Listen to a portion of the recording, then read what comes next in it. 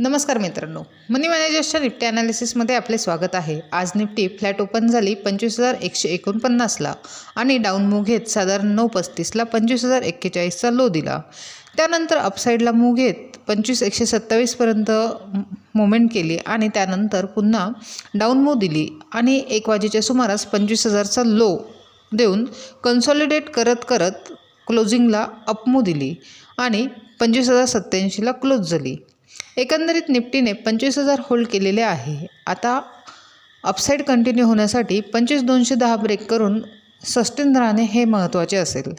30 minute time फ्रेममध्ये बघितले तर निफ्टीने क्लोजिंगला पॉझिटिव्ह कॅन्डल दिलेली आहे। सो ट्रेड करताना हा प्राइस ॲक्शननुसार करावा। 5 मिनिट टाईम फ्रेममध्ये बघितले तर 25,210 आणि 24,980 या दोन महत्त्वाचे लेवल्स आहेत। जर 24,980 खाली ब्रेक झाले तर 24,730 हे टार्गेट हिट होऊ शकते, हा एक स्ट्रॉंग सपोर्ट आहे। आणि जर 25,210 ब्रेक झाले तर 25,320 हा एक अपसाईड हर्डल आहे, तोही ब्रेक झाला तर निफ्टी 25,430 पर्यंत जाऊ शकते। अशाच निफ्टीच्या ॲनालिसिससाठी चॅनल सबस्क्राईब करा, तसेच व्हिडिओ लाईक आणि शेअर करा।